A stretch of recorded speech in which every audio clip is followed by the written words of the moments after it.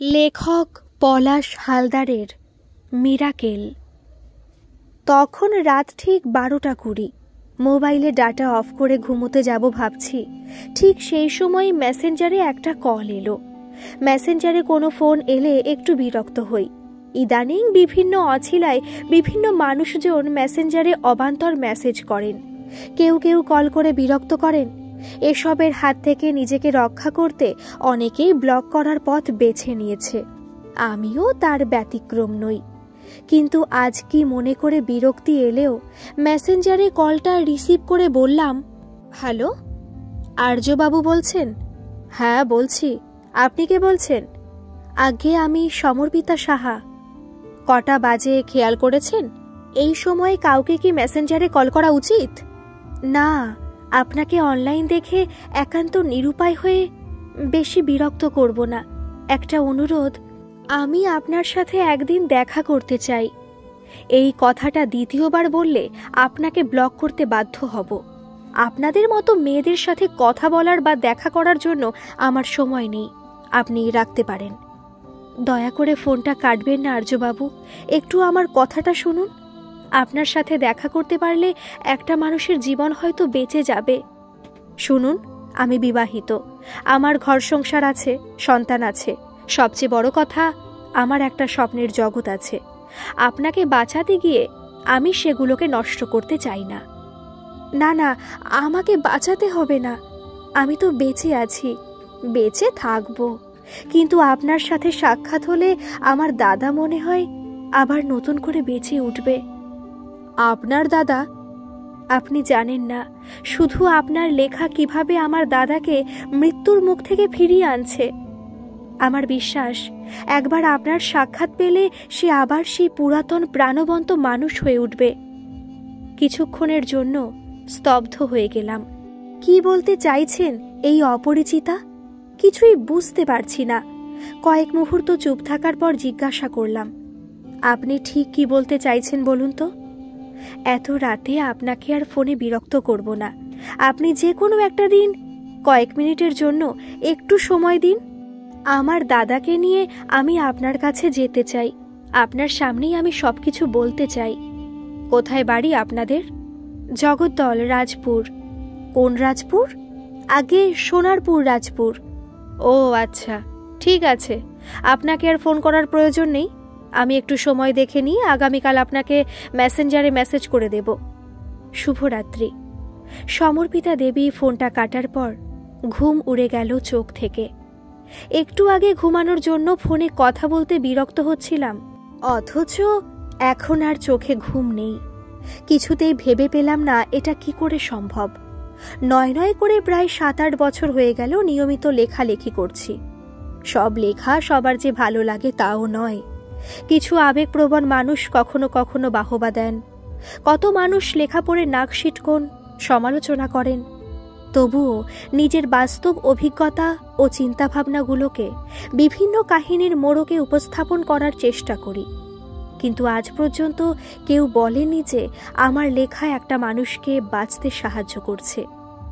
পরক্ষণে ভাবলাম, এটা তার সাথে দেখা করার জন্য ওই মহিলাটির কোনো চালাকি নয় তো। 7-5 ভাবতে ভাবতে ঠিক করলাম আর একটু বাজিয়ে দেখতে হবে, তারপরে সিদ্ধান্ত নেব। এখন চারদিকে যেভাবে হাজার রকমের ফাঁদ পাতা হচ্ছে, সেখানে বহু চালাক চতুর মানুষও ফেঁসে যাচ্ছে। সুতরাং ধীরে চলো নীতিতেই আস্থা রাখলাম। 2 দিন হয়ে গেছে, আমার কাছ থেকে কোনো বার্তা না পেয়ে সমর্পিতা দেবী আবার একদিন মেসেজ করলেন, আর্যবাবু, আপনি কিছু জানালেন না তো? বিশ্বাস করুন, আমার কাছ থেকে আপনার কোনো ক্ষতি হবে না, কিন্তু আপনার জন্য আমার দাদা। তারপরেও 2 দিন কেটে গেছে, আমার কাছ থেকে কোনো প্রত্যুত্তর গেল না। সমর্পিতা দেবী মনে হয় তবু আশাহত হননি। আবার একদিন সন্ধ্যায় ফোন করলেন। ভাবতে পারছি না ফোনটা ধরব কিনা। ভাবতে ভাবতেই ফোনটা কেটে গেল। সমর্পিতা দেবী বুঝে গেলেন আমার কাছ থেকে সাহায্য তো দূরের কথা, আমার সঙ্গে কথা বলাও সম্ভব নয়। মনে মনে হয়তো ভাবলেন, যার লেখা পড়ে যতটা সহজ সরল সহৃদয় বিবেকবান মানুষ বলে মনে হয়েছিল, সেটা একেবারেই ভুল। আসলে যারা আবেগের সুরসুরি দিয়ে লিখে মানুষের বাহবা পান, মানুষের হৃদয়ে জায়গা করে নেন, বাস্তবে যে তারা তার ধার কাছেও হাঁটেন না। এটা বুঝতে তার একটু সময় লাগলো। হয়তো ঠিক করে নিলেন তিনি আমাকে আর কোনোদিন বিরক্ত করবেন না। তাতে তার দাদা যদি আর পূর্বের অবস্থায় ফিরে না আসেন তাও সয়ে নেবেন। মানুষের ছোট হওয়ার তো একটা সীমা আছে। হঠাৎ করে তার মনে জেগে ওঠা আশার আলোটা হয়তো নিভে যেতে বসেছে। অনেক ভেবেচিন্তে শেষ পর্যন্ত আমিই কল ব্যাক করলাম। সমর্পিতা দেবী তড়িঘড়ি ফোনটা ধরে বললেন, হ্যালো আর্যবাবু, আপনি আমাকে ফোন করছেন? আমি তো ভাবতেই পারছি না। হ্যাঁ বলুন, কি বলবেন? আপনারই তো বলার কথা আর্যবাবু, বলুন না কবে আপনার সাথে দেখা করতে যাব? আচ্ছা, আপনি কি সত্যি আমার সাথে দেখা করতে চান? আপনার এখনো সন্দেহ আছে? না, বলতে চাইছি, শুনলাম তো আপনার দাদা অসুস্থ। আচ্ছা ঠিক আছে, আমার বাড়িতে আসার প্রয়োজন নেই, আপনি ঠিকানাটা পাঠিয়ে দিন। আগামীকাল সকালে আমি আপনাদের বাড়িতে যাব। ওখান থেকেই আমি অফিসে বেরিয়ে যাব। সত্যি বলছেন? আপনি আসবেন আমাদের বাড়ি? হ্যাঁ, কথা দিলাম। আপনাকে কি বলে যে ধন্যবাদ জানাবো। না, এখনই ধন্যবাদ জানানোর প্রয়োজন নেই। আগে আপনাদের বাড়িতে যাই, আপনার দাদাকে দেখি, তারপর। তবে আমার জন্য যদি আপনার দাদা সুস্থ হতে পারেন তাহলে ধন্যবাদ নেব না, আমি নিজে ধন্য হব। পরদিন সকালে তাড়াতাড়ি বেরিয়ে পড়লাম রাজপুরের উদ্দেশ্যে। সমর্পিতা দেবীর পাঠানো ঠিকানা মতো পৌঁছে গেলাম অপূর্ব নিবাসের দোরগোড়ায়। কলিং বেল টিপতেই এক ভদ্রলোক বেরিয়ে এসে বললেন, আপনি আর্যবাবু? হ্যাঁ, আপনি? আমি সমর্পিতার স্বামী অপূর্ব সাহা। আসুন, ভিতরে আসুন। ভিতরে ঢুকে দেখলাম ছোটখাটো অথচ সাজানো গোছানো ঘর। আমাকে বসার ঘরে বসিয়ে রেখে অপূর্ববাবু ভিতরে চলে গেলেন।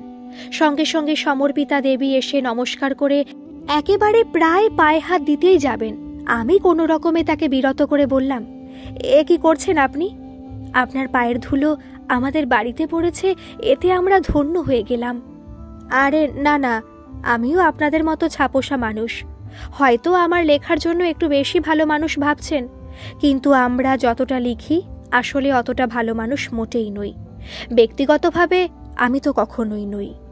কি যে বলেন আর্যবাবু, নিজেকে কখনো অন্যের চেয়ে ছোট ভাববেন না। তাতে শুধু নিজেকে ছোট করা হয় না, সামনের মানুষগুলোকে অযথাই একটু বেশি বড় করে তুলে ধরা হয়। সে আপনি যাই বলুন, আমাদের কাছে কিন্তু আপনি। মিষ্টি সহযোগে জলপানের পর একে একে ঘুরে দেখালেন তার এক একটা ঘর। একটি ঘরে তারা স্বামী স্ত্রী থাকেন, আর অন্য একটি ঘরে শুয়ে আছেন তার অসুস্থ দাদা। সেই ঘরটা দেখিয়ে সমর্পিতা দেবী বললেন, ওই যে আমার দাদা সমর্পণ। জানেন তো, ছোট থেকেই আমরা দুই ভাই বোন খুব গল্প বইয়ের পোকা ছিলাম। বাড়িতে স্কুলে সবার অগোচরে লুকিয়ে লুকিয়ে কত গল্পের বই পড়েছি তার কোনো হিসেব নেই। আপনার দাদার কি হয়েছে, কিভাবে হয়েছে? দাদার কথা জিজ্ঞাসা করতেই সমর্পিতা দেবী আঁচল দিয়ে নিজের চোখের কোণটা মুছে নিয়ে বললেন, 7 বছর আগে আমার বিয়ে হয়েছে। তারপরেই আমার বাবা মা দাদাকে বিয়ে দেবার তোড়জোড় শুরু করে। দাদা একটা মেয়েকে ভালোবাসত, সবকিছু ঠিক হয়ে গিয়েছিল, এমনকি বিয়ের তারিখও। বৌদিকে আশীর্বাদ করতে যাওয়ার পথে বাবা মা দুজনে একসাথে পথ দুর্ঘটনায় মারা যান। সে কি? হ্যাঁ, চরম খুশির দিনে এমন অপ্রত্যাশিত শোক দাদা সহ্য করতে পারেনি। খবরটা পাওয়া মাত্রই জ্ঞান হারিয়ে ফেলেছিল। জ্ঞান ফেরার পর থেকে মুখে কোনো কথা নেই, সবার দিকে কেমন ফ্যাল ফ্যাল করে তাকিয়ে থাকে, আর চোখ দিয়ে জল পড়ে। কারো কথার কোনো উত্তর দেয় না। ধীরে ধীরে বাকশক্তির সাথে সাথে তার চলন শক্তি ও কর্মক্ষমতা কমতে থাকে। বাধ্য হয়ে নিয়ে আসি আমার কাছে বিয়েটা। বাবা মায়ের মৃত্যুর জন্য সেটা 1 বছর পিছিয়ে গেল। তারপর এই 1 বছরের মধ্যে দাদার অনেক পরিবর্তন হলো। সারাক্ষণ হেসে খেলে দৌড়ানো প্রাণচঞ্চল মানুষটা কেমন যেন শয্যাশায়ী হয়ে পড়ল। শেষ পর্যন্ত বিয়েটা ভেঙে গেল। কেন? মেয়েটির বাবা মা অন্য জায়গায় বিয়ে দেন। সে কি? তারা ওই বোবা অথর্ব ছেলের হাতে নিজের মেয়েকে দিয়ে তার জীবন শেষ করতে চায়নি। খুব দুঃখজনক ঘটনা। সেই ঘটনার কথা জানতে পেরে দাদা আরও ভেঙে পড়ে। সেখান থেকেই ওই ঘর দাদার পৃথিবী, ওই বিছানাটাই তার জগৎ। অনেক ডাক্তার দেখিয়েছি, ওষুধ খাইয়েছি, কিন্তু কোনো কাজ হয়নি। যতদিন গেছে আরও মৃতপ্রায় হয়ে গেছে। খুবই মর্মান্তিক। আবেগপ্রবণ মানুষেরা মানসিক আঘাত নিতে পারে না। যাদের মন যত নরম তারা তত বেশি আঘাত পায়। তাদের আঘাত সহ্য করার ক্ষমতাও খুব কম। সেটা আমি আমার দাদাকে দেখেই বুঝেছি। কিন্তু এসবের মধ্যে হঠাৎ আমাকে জড়ালেন কেন? আমি কি করব? সেটাই বলবো। চলুন দাদার ঘরে যাই। সমর্পণ শুয়ে ঘুমোচ্ছেন। গত 3 বছর ধরে নড়াচড়া তো দূরের কথা, তার চোখের পাতাও পড়েনি। মৃতদেহের মতো পড়ে আছেন। স্যালাইন চলছে। তিনি যে কোনোদিন আবার বেঁচে উঠবেন সে আশাই ছেড়ে দিয়েছেন ওর বোন। ওর সামনে দাঁড়ালে সমর্পিতা দেবীর নিজেকে অপরাধী মনে হয়। বোন হয়ে কিছুই করতে পারেন না। শেষে ঠিক করলেন একটা সময় দুজনে একসাথে কত গল্প করতেন। ওর দাদা গল্পের বই পড়তেন আর উনি শুনতেন। এখন যে কটা দিন মানুষটা বেঁচে আছেন একটু গল্প পড়ে শোনাবেন। শুরু হলো একটা নতুন অধ্যায়। ঘরে থাকা যত বই দাদার পাশে বসে পড়তে শুরু করলেন। বোঝাতে চাইতেন আমি পড়ছি, তুই শোন। মাঝে মাঝে দাদার দিকে চোখ তুলে তাকান। না, সেই চোখ মুখের মধ্যে কোনো বিকার নেই, কোনো পরিবর্তন হবে সে আশাও করেন না কোনোদিন। শুধু নিজেকে সান্ত্বনা দেওয়ার জন্য এই অদ্ভুত খেলাটা শুরু করেছিলেন। তারপর একদিন ঘটল এক আত্মাশ্চর্য ঘটনা। কি সেই ঘটনা? সমর্পিতা দেবী বললেন, একদিন ফেসবুকে আপনার লেখা একটা গল্প আমাকে ভীষণ টানলো। সেদিনই আপনাকে ফ্রেন্ড রিকোয়েস্ট পাঠিয়েছিলাম, আপনি অ্যাকসেপ্টও করলেন। তার পরের দিনই দাদার পাশে বসে আর কোনো বই পড়িনি, মোবাইলটা অন করে আপনার লেখা গল্পটা পড়লাম। হঠাৎ মনে হলো দাদার হাতটা নড়ে উঠেছে। পড়া বন্ধ করে ওর চোখের দিকে তাকালাম। মনে হলো চোখের পাতাও নড়ার চেষ্টা করছে। গল্পটা যখন শেষ হলো দেখলাম তার চোখের কোণ দিয়ে জল গড়িয়ে পড়ছে। সেদিন কি যে আনন্দ হয়েছিল বলে বোঝাতে পারবো না। প্রায় 3 বছর পর দাদার থেকে প্রথম প্রতিক্রিয়া পেলাম। যে প্রতিক্রিয়াটা দিয়েছিল তার চোখ। আনন্দে আত্মহারা হয়ে গিয়েছিলাম। আবার বিশ্বাস হলো যে আমার দাদা ফিরে আসতে পারে, সে এখনো বেঁচে আছে। মনে হলো গল্পের বই পড়ে গল্প শুনিয়ে তাকে আমি ভালো করে তুলতে পারবো। তারপর বেশ কয়েকদিন আরো বেশ কিছু গল্পের বই পড়লাম, কিন্তু না, সেই অভিব্যক্তি আর ফিরে পেলাম না। আবার যখন আশাহত হতে শুরু করেছি ঠিক সেদিনই আপনি আবার একটা নতুন গল্প পোস্ট করলেন। যথারীতি সেদিন সেই গল্পটাই পড়ে শোনালাম। আশ্চর্যের বিষয় কি জানেন? সেদিন গল্প শেষ করার পর দেখলাম দাদার 2 চোখ দিয়ে অবিরাম অশ্রু ঝরছে। সেদিন তার চোখ দুটো মুছিয়ে দিয়ে তার বুকে মাথা রেখে আমিও প্রাণ খুলে কেঁদেছিলাম। মনে হলো আমি যে আশাটা করছি সেটা মনে হয় মিথ্যে হবে না। সেদিনই অনুভব করলাম আপনার গল্প শুনলে দাদা প্রতিক্রিয়া দিচ্ছে। তারপর থেকে প্রতিদিনই শুধু আপনার গল্প পড়ি। সকাল বিকাল সন্ধ্যায় যখন সুযোগ পাই নতুন পুরনো শুধু আপনার লেখা গল্পই শোনাই। আর আপনার লেখা প্রতিটা গল্প শুনে দাদা চোখ মুখ দিয়ে তার প্রতিক্রিয়া প্রকাশ করে। একদিন ওর চোখের পাতাও পড়ল। সেদিন অপূর্ব ব্যাপারটা খেয়াল করল। সেদিনই রাতে অপূর্ব আপনার লেখা একটা বই নিয়ে এসে আমার হাতে দেয়। সেই বইটা 2 দিনেই পড়ে শেষ করে দাদার পাশে রেখে চলে এসেছিলাম। দুপুরে গিয়ে খেয়াল করলাম আপনার লেখা বইটা দাদার বুকের ওপর। আমি তো অবাক হয়ে গেলাম। বইটা দাদার বুকের ওপর কিভাবে উঠল? আমি তো ওখানে রাখিনি। অপূর্ব ঘরে নেই। তাহলে খেয়াল করলাম দাদা চোখ বুজে আছে। একটা আতঙ্ক গ্রাস করলো আমাকে। এতদিন তো দাদার চোখের পাতা বন্ধ হয়নি কোনোদিন। তাহলে ভয় পেয়ে তার গায়ে হাত দিয়ে ডাক দিলাম। তারপর কি হলো জানেন? কি?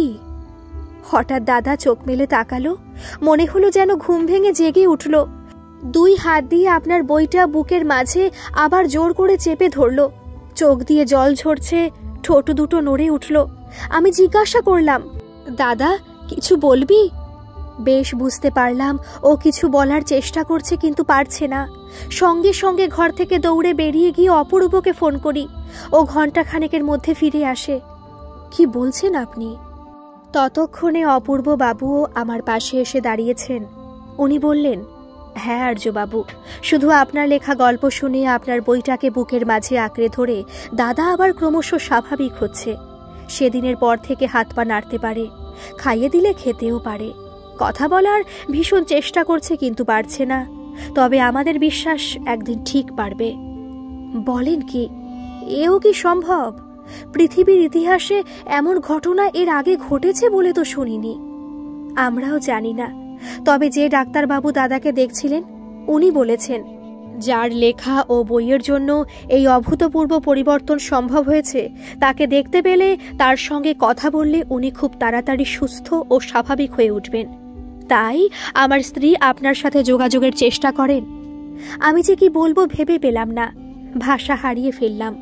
কিংকর্তব্য বিমূঢ়ের মতো দাঁড়িয়ে রইলাম। অপূর্ব বাবুর এগিয়ে দেওয়া চেয়ারটায় বসতে ভুলে গেলাম।